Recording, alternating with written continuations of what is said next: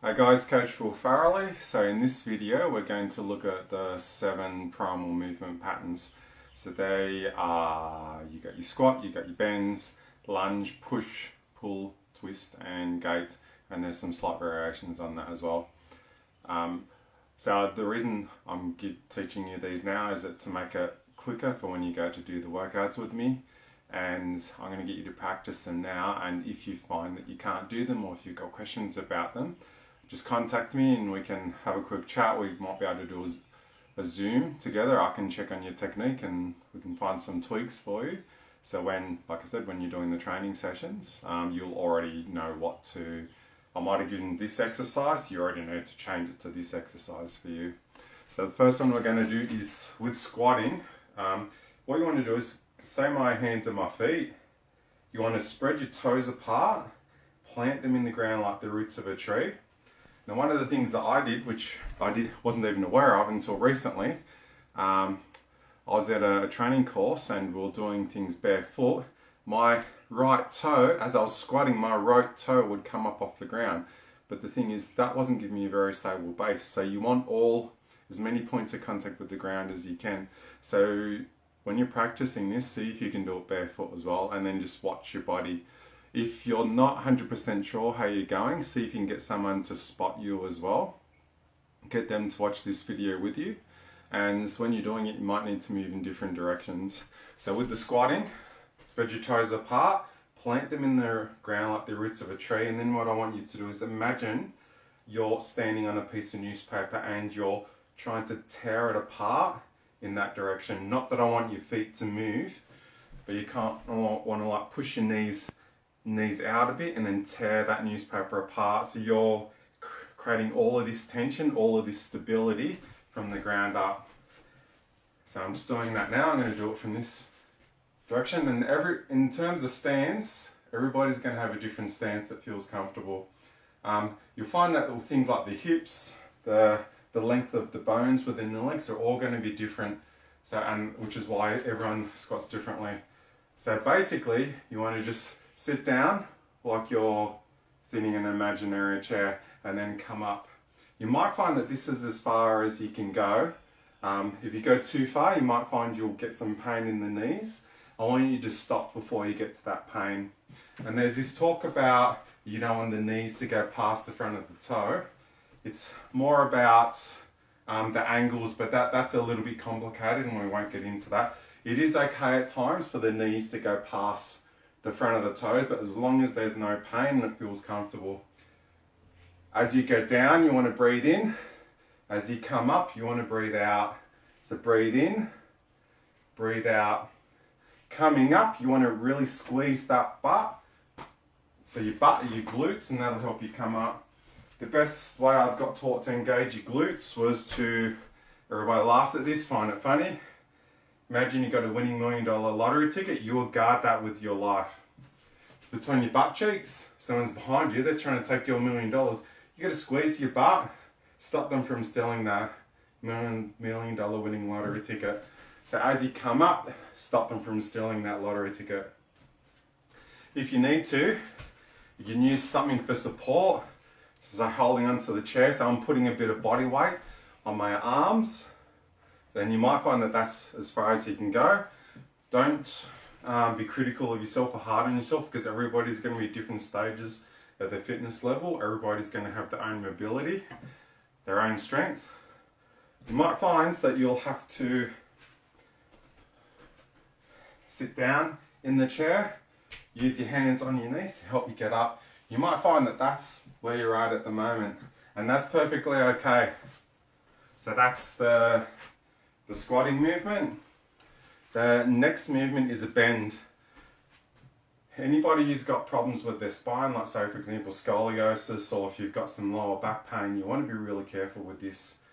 Ideally, if you've got scoliosis, I wouldn't be doing this movement. But with the bends, what it is that you set up same as squatting. So spread your toes apart, gently try to tear that newspaper apart. You can have your feet hip width apart, whatever's comfortable. And what you want to do is that you want to throw your butt back It's not about leaning forward because you're going to basically topple over. It's throwing your butt back like you're using your butt to shut a car door, and you don't want to be rounded like this. You want to keep everything in line, so from your head all the way down your neck to your hips is all in one straight line. So when they talk about neutral spine or straight back, it's not about being vertically straight, it's about keeping it all in that straight line. When you're in this position, you might find if you tighten the hamstrings, you'll feel a stretch in your hamstrings, and you want to squeeze your butt, bring your hips forward. So breathe in as you go down, breathe out as you come up. And every now and again, just check that you got your toes spread apart, check you're trying to gently tear that newspaper apart. Just do a few of these for me. So you want to practice them, get used to them. If you're not used to this, if you haven't done these movements before, it might feel really weird and strange. What can happen is use this fist as say it's a muscle. My fingers are nerves. If you haven't used the muscle much, not many nerves going to that muscle, it might not fire efficiently. And it'll go, oh, this feels a bit weird. It's not that there's pain, it just feels really unusual. The more you use that muscle, the more you fire it, the brain will go, okay, they're starting to use this muscle a bit more, we need to get some more nerves going to it. So the more that go to it, it'll fire a lot more efficiently, and that weird, uncomfortable sensation will go away. So when you're training your body, there's all of these adaptions that are going on. So your brain's getting more nerves growing to the muscle. There's all this other stuff going on. So we've done the squat, we've done the bends. If a bend's like the deadlift or bend doesn't work for you, there's some alternatives that are a lot safer. So with a bend, it's called a hip hinge movement as well. So you're bending in the hips or you're hinging in your hips. So I'm going to give you guys an alternative. I'm just going to move the camera down. And this is called a glute raise. So this is still a hip hinge movement. It's just a different way of doing the hip hinge. So simple form, hands out to the side, feet about hip width apart, knees about hip width apart. And what you want to do is you brace that core and squeeze your butt, raise your hips, push your feet into the ground, and then lower down. If you have to, you can rest your butt on the ground. Keep your head on the ground. I just got it up for demonstration. So breathe out, breathe in. Just double check every now and again you're bracing that core. Check you're squeezing your butt, like I said before. As you raise, imagine you're protecting that $1 million, and you want to punch your feet into the ground like you're trying to drive them deep into a hole in the ground. Just practice a few of those for me. So that might be a little bit easier. And like I said before, as you're practicing, I want you guys to just gain a bit of awareness. If you're not comfortable doing that movement, contact me, let me know. So we've done a squat, we've done a bend, 2 different forms of the bend. Was a deadlift, standing, and a glute raise back on the ground. The next exercise, some people aren't very good at. I'll get you to start with some support. So, say for example here, I know you can't quite see my head. This is called a lunge, and what you want to do is you want to step, so 1 foot forward, and I've got my weight supported on this chair, on my arms, and just sort of go down a little bit and then come up. And ideally, this front leg, you want to keep the shin vertical. You want to try to minimize the knee coming too forward much. And with the back leg, you want the back, this part, as vertical as you can as well. And you might find you can't go very deep. You might find you hit a point where, oh yeah, my knee's hurting like hell. If you do that, have something for support. If you're still getting that pain, let me know. We're not going to do this movement, but ideally, if you're comfortable with the chair, take the chair away. It's going to do it in this position. You might need your arms out for balance. So breathe out as you go up, breathe in as you go down. And you want to imagine your feet as being like they're on train tracks that are about hip width apart. If you find that they're too close, let's say here, I'm not sure if you can see they're all on one line, it's going to be very unstable. It's going to be really hard to maintain. It's more of an advanced form of a lunge. And then do the other side. Now the thing is, you might find, so a lunge is a single-sided exercise. You might find one side will feel a lot easier than the other side. What that means is that you've got some potential muscle imbalances and you'll need to work on that, and let me know that as well. So that's something I can make sure I include. So we've done the squat, we've done a bend, we've done a lunge. Now we're going to do a push. So there's two versions of a push. There's like a horizontal push and then a vertical push. So we're just going to start with the vertical push. We're just going to do it body weight. Might feel a bit weird doing it body weight. I'm just going to do this kneeling, but you can also do it standing or sitting in the chair. When you're doing this, you want to try to minimize arching of your back. So you want to brace that core of yours. So start with hands in this is called like a neutral position. And then you want to push your arms straight up and then lower them down. You want to imagine like a fishing line coming from above. You want to keep your arms as close to that fishing line as you can. So you want to breathe out and breathe in. If your shoulders are really tight or some of your pecs are a bit tight, you might find that you're coming out like this and you can't get the arms back. That's okay. It's something we can work on as well, and I'll get you guys to let me know that. So that's a vertical push. I'd sort of like try to not do it like this, especially if you're a beginner. I'd be more doing it up in this direction. If you're doing it up and down like this, there's chances of doing things like getting some shoulder issues, shoulder impingement. You might get a bit of pain. So we're just going to start up and down in this position. So now we're going to do a horizontal push. I'm going to give you guys two different versions because I know some people have some equipment for this. Easy version. So we're going to grab a chair. If you're using a chair, make sure it's steady, it's strong and stable, and it's going to support your body weight. You don't want something where like a screw sort of loose, because if you go to use it, it might fall apart, you might injure yourself quite badly. So I'm starting with my hands just up on the chair, on my knees, lowering down and pushing the chair away from me. So you breathe in, breathe out. If you're comfortable with that, you can also do it up on your toes. Even if that's as far as you can go, that's fine. But it's about, we're experimenting, trying to see a version that works for you. Another way we can do this is on the ground. So I've got a mat here. I'm going to start with my hands, say about shoulder width or so apart. On the ground. I've got my hips about 90 degrees. So this is called a box push-up. So I'm just going to lower down as far as it's comfortable and then push up. You want to avoid coming down with the nose landing between your hands. You want to go nose just in front if you can. And if you can, you're good. You tap the nose on the ground and then up. If you find that that's easy, you're going to straighten your body a bit more. So I've taken my knees back. You want to be careful you don't sink in the hips. You want to keep your hips up slightly.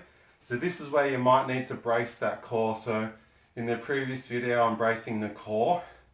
I'm engaging that pelvic floor. So just gently squeeze your butt, engage your pelvic floor, and then brace that stomach. So I'm going to lower down and then push up. If this is as far as you can go, that's fine. But ideally, try to go all the way to the ground and then back up. So you want to breathe in, breathe out. If you're getting any pain or anything feels unusual, make sure you let me know and we can have a talk. The next level will be up on our toes and hands. I'm only going to do a few of these because I've got a tennis elbow that plays up a bit. I'm gently squeezing my feet together because I want to engage as many muscles as I can. Gently squeeze the knees, gently squeeze the butt. Avoid sinking the hips. So I'm going to lower down. Breathe out as I push up. Breathe in as I go down. So that's a horizontal push. Now the next two are a little bit more harder to demonstrate. What we're going to do, I've got to get back to the other version of that horizontal push. Some people have dumbbells or weights. So we're just going to do this on the ground using weights. There you go with live. Sometimes you get things mixed up, you forget things. So I'm just doing this on the ground to keep it easy. Doing this on the ground is also safer because if you lose the weight, it's just going onto the ground, it's not going very far. You want to start easy. I've got a nice comfortable grip. You want to keep your wrists straight, so don't let your wrist bend. Just gently holding the weight. And I'm just pushing it straight up and then down with my elbows by my side. You might feel that a little bit more in the arm, so in the muscles just here called triceps. If you're comfortable with that, just turn your hands, say at 45 degrees, and go with your elbows on a slight angle. So you want to breathe out and then breathe in. So when we're doing this, I'm not doing with the elbows up high. There's just see on my hands and my 45 degrees and my elbows are dropped down, so it's just up and down. When you try that, or if you've got dumbbells, you want to start light. Do a couple of reps of the light weight. If you feel it's too easy, just gradually increase the weight. And a good starting point might be, say, where you can do 10 reps, where you're controlling it safely. Also with all of these movements, you don't want to rush. That's bang, bang, bang, because you're relying on momentum. And if you're doing it fast, you're not controlling it, chances are you might injure yourself more as well. So yeah, the next movement has two sorts. So it's a pull movement. This isn't always easy to demonstrate because not everybody has equipment for this. So you've got a horizontal pull, and then you've got a vertical pull, so your arms start up and then you're pulling them down. So that one's not, especially the vertical pull, we can't always do that one. What we're going to do this for someone who doesn't have any equipment. So as you can see, I've got a bean bag and a Swiss ball. I use the bean bag for meditation sometimes, Swiss ball for a bit of fun. I've got a door frame here. If you're going to do this, make sure the door frame is steady and sturdy. So start with your feet about hip width apart. You want to be away from the wall a bit. We're just going to do it single-sided. You're going to pull yourself towards the wall and let yourself drop back. Try to minimize twisting in your body to start with. And with this shoulder, you want to keep the shoulder back and keep it back. And just come so your elbows in line with your body. Try not to come too far back. If you're comfortable like that, get your feet closer to the wall. So you lower down and then pull yourself up. So this isn't going to work you very hard. We're more trying to get you guys to understand and learn what this horizontal pull movement is. So you can also do from the other hand, so lower down, pull yourself up. So that's horizontal pull. The muscles that's going to work is muscles between the shoulder blades. You might feel it in your bicep as well. If you've got some dumbbells, it's going to show you a version of this. So one easy way to do it, so I'm just going to go into a bit of a lunge stance. I'm using my hand on this front leg for support. Might just do it in this angle. What we're going to do is let the weight hang vertically, and then so you want to keep this shoulder back and then bring the weight up. Try not to take the elbow too far back, and you want to squeeze some muscles drops up in here. If you've never done this movement before, it might feel a little bit strange. Like I said, it might take a while to get used to.